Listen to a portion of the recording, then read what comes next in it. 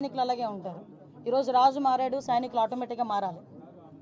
ఇంతకు ముందులాగే మేము వ్యవహారం చేస్తాము, ఇంతకు ముందులాగే మేము బిహేవ్ చేస్తామంటే కనుక అటువంటి సిచ్యువేషన్స్లో నేను చార్జ్ తీసుకోక ముందే చెప్పాను పోలీస్ డిపార్ట్మెంట్ వాళ్ళకి, అటువంటి వాళ్ళు ఎవరైనా ఇంకా బ్లడ్ అలా నడుస్తూ ఉంది అనుకుంటే కనుక ప్లీజ్ మీరే పక్కకు తప్పుకుంటే పని చేసే వాళ్ళు వస్తారు. నేను ఈరోజు ఏదో చంద్రబాబు నాయుడు గారికో పవన్ కళ్యాణ్ గారికో నాకో పని చేయమని చెప్పట్లే. ప్రజలకు అనుగుణంగా పనిచేయండి, ప్రజా రక్షణ విషయంలో పనిచేయండి. మీరు ఏదైతే కాకి డ్రెస్ వేసుకున్నారో దానికి గౌరవంగా మీరు అందరూ పనిచేయండి అని చెప్తున్నా. దాని మీద నేను ఈ రోజుకి కూడా స్టాండ్ అయి ఉన్నా.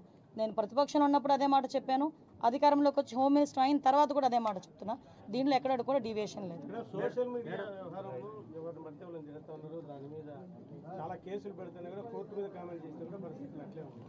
దాని మీద స్పెషల్గా మీరు ఏమైనా దృష్టి పెడతారు? కంపల్సరీగా అండి. ఎందుకంటే ఇప్పుడు సోషల్ మీడియాలో మాట్లాడేది ఎలా ఉందంటే ఏదో వాక్ స్వతంత్రం ఉంది కదా అని నోటుకొచ్చినట్టు ఎక్కడ పడితే అక్కడ చాలా వల్గర్గా మాట్లాడడం, అది కూడా కొంత అవతల వాళ్ళ మనోభావాలు దెబ్బతీసేటట్టుగా మాట్లాడడం, ఇవన్నీ కూడా చూస్తున్నాం. మీరు అబ్జర్వ్ చేసే ఉన్నారు, లాస్ట్ టైము ఉన్న గవర్నమెంట్లో ఇంట్లో ఆడవాళ్ళని కూడా బయటకు తీసుకొచ్చి మాట్లాడిన సందర్భాలు కూడా ఉన్నాయి. ముఖ్యంగా వాటి విషయంలో కోర్టులు ఇన్వాల్వ్ అయినా జడ్జెస్ గురించి కూడా మాట్లాడిన సందర్భాలు ఉన్నాయి. అంటే వాళ్ళు ఏమనుకుంటున్నారంటే సోషల్ మీడియా అంటే నా పెన్ను నా పేపరు నాకు నచ్చింది రాసుకుంటాను అంటారు. కానీ నీకు నచ్చింది రాసుకుంటే నీ ఇంట్లో బీరోలో పెట్టుకోవాలి, అంతేగాని పబ్లిక్ డొమైన్లో పెడితే అది పబ్లిక్ అవుతుంది. కాబట్టి అటువంటి విషయాలు కంపల్సరీ కోర్టు లాయర్ డిపార్ట్మెంట్ లీగల్గా కూడా దాని మీద నేను ఒకసారి చూసుకుంటాను, మాట్లాడతాను. నేను ఒకటి మాత్రం చెప్పగలనండి, ఏదో అనుకోవచ్చు అనిత హోమ్ మినిస్ట్రీకి వచ్చింది అమ్మాయికి ఏం తెలుసు. నిజంగానే హోమ్ మినిస్ట్రీలో నాకు ఓనమాలంటే ఇప్పటికిప్పుడు నేర్చుకుంటున్నా, ఇంకా నేర్చుకుంటా. యాజ్ పర్ లానే వెళ్తాం, ఎక్కడ కూడా డీవియేషన్ అనేది ఉండదు. ఎవరైతే తప్పు చేశారో తప్పు చేసిన వాళ్ళకి ఎట్టి పరిస్థితుల్లోనే శిక్ష మాత్రం పడుతుంది. అందులో ఎప్పుడో మేము చాలా రోజులైపోయింది మా మీద కేసులు పెట్టేసి మేము బెయిల్స్ మీద బయటకు వచ్చేసాం అనడానికి కూడా లేదు. ఆల్రెడీ బెయిల్ మీద బయటకు వెళ్ళిపోయిన వాళ్ళని కూడా తీసుకొచ్చి మళ్ళీ కేసులు ఓపెన్ చేసే పరిస్థితులు కూడా చాలా ఉన్నాయి, వాళ్ళు అదే రకంగా ఉంటే కనుక. సో అలాంటి సిచ్యువేషన్స్లో ఎక్కడ కూడా లా అండ్ ఆర్డర్ విషయంలో కాంప్రమైజ్ అయ్యే ప్రసక్తే లేదు. మేడం, మీరు ఒకప్పుడు డీజీపీ ఆఫీస్కి రిప్రజెంటేషన్ వెళ్తే మిమ్మల్ని రానివ్వలేదు. ఇప్పుడు ఆ వ్యవస్థే మీ దగ్గరికి వచ్చింది, మీరు ఎలా ఫీల్ అవుతున్నారు? ఒక రిప్రజెంటేషన్ తీసుకుని ఉంటే మహా అయితే పేపర్లో ఎంత కోలం పడింది. మీరు అక్కడ ఆపి నానా యాగి చేసిన తర్వాత ఆటోమేటిక్గా అవుతుంది, ఫ్రంట్ పేజ్లోకి వస్తుంది. అంత అవసరం ఏముంది? మీరు తీసుకెళ్ళిన తర్వాత మీరు చేయాలా చేయలేదా బుట్టదాకలు పడేస్తారు తర్వాత విషయం. ముందు ఒక పబ్లిక్ రిప్రజెంటేటివ్ వచ్చినప్పుడు కానీ పబ్లిక్ వచ్చినప్పుడు కానీ ప్రతి ఆఫీసరు కూడా అది ఏంటి అన్నది రిసీవ్ చేసుకోవాలి. మీకు తెలియదు, లాస్ట్ 5 yearsలో కలెక్టర్ దగ్గరికి వెళ్తా ఉంటే కలెక్టర్ కనిపించేవాడు కాదు, సిపి దగ్గరికి వెళ్తా ఉంటే సిపి కనిపించేవారు కాదు. అంటే వాళ్ళు నేను తప్పు పట్టట్లే, హోమ్ డిపార్ట్మెంట్ని అన్ని డిపార్ట్మెంట్ని ఒక మనిషి గుప్పెట్లో పెట్టుకున్నాడు, అందువల్ల వాళ్ళకి కూడా ఫ్రీ హ్యాండ్ లేదు. నేను లిటరల్లీ డిపార్ట్మెంట్ వాళ్ళని కూడా నేను తప్పు పట్టట్లే. వాళ్ళు కూడా పై అధికారులు ఏం చెప్తారో అది చేయాలి తప్పించి వాళ్ళు ఇండివిజువల్గా చేసే పరిస్థితి లాస్ట్ 5 yearsలో లేదు. ఎంత దారుణం అంటే నేమ్ బోర్డు అనేది వాళ్ళకి ఇచ్చే ప్రైడ్. మీరు పెట్టుకోగలరా నేమ్ బోర్డు? నేను పెట్టుకోగలిగితే ASPO DSPO ACPO DCPO whatever it may be, ఆ భుజాలు గుండెల మీద నేమ్ బోర్డు ఎవరు పోలీసులో తెలియదు, ఎవడు బయట నుంచి వచ్చి డ్రెస్ వేసుకుని తిరుగుతున్నాడో తెలియదు.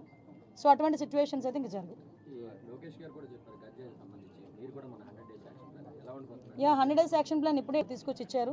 ఒకసారి దీని మీద నేను కూడా చదివి ఒకసారి ఇంకా ఏదైనా మాట్లాడాలనుకుంటే కనుక నేను పై ఆఫీషియల్స్తోని, అదేవిధంగా దీనికి రిలేటెడ్గా డ్రగ్స్ రిలేటెడ్గా ఉన్న శాఖలు చాలా ఉన్నాయి.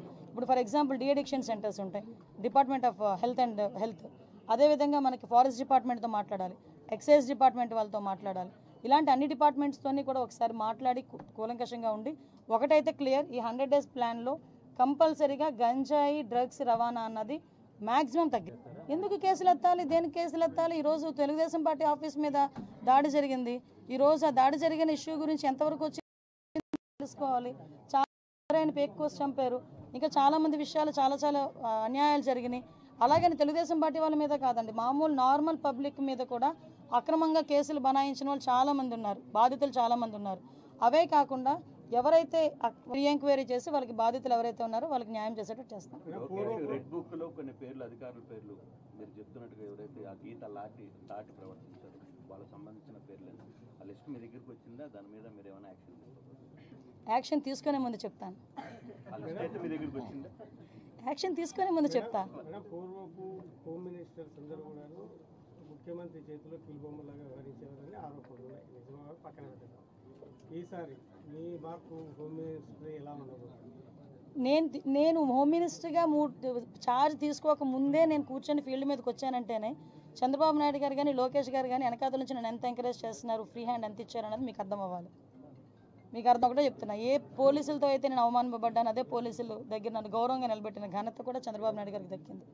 చంద్రబాబు నాయుడు గారు ఏదైతే ఆలోచిస్తున్నారో ఆ ఆలోచనకు అనుగుణంగా మేమందరం కలిసికట్టుగా కోఆర్డినేషన్తో ఎవ్వరికి ఇబ్బంది లేకుండా మేము అడ్మినిస్ట్రేషన్ చేసుకుంటాం. మీరు ఊహించారా యాక్చువల్గా మీకు ఈ పదవి నో ఊహించలేదు, ఎక్స్పెక్ట్ చేస్తారా? ఎక్స్పెక్ట్ చేయలేదు. నేను మంత్రి ఇచ్చిన తర్వాత కూడా ఏ శాఖలు ఇస్తారో ఏదో సంథింగ్ చూసుకున్నాను తప్పించి ఒక నిమిషం హోంశాఖ అనేసరికి కాళ్ళు చేతులు చల్లబడినాయి. బట్ తర్వాత చేయగలాలి, చేస్తాను అని చెప్పి నా మీద నాకే నమ్మకం వచ్చింది. బట్ ఇంక చాలా ఇప్పుడే పెట్టా.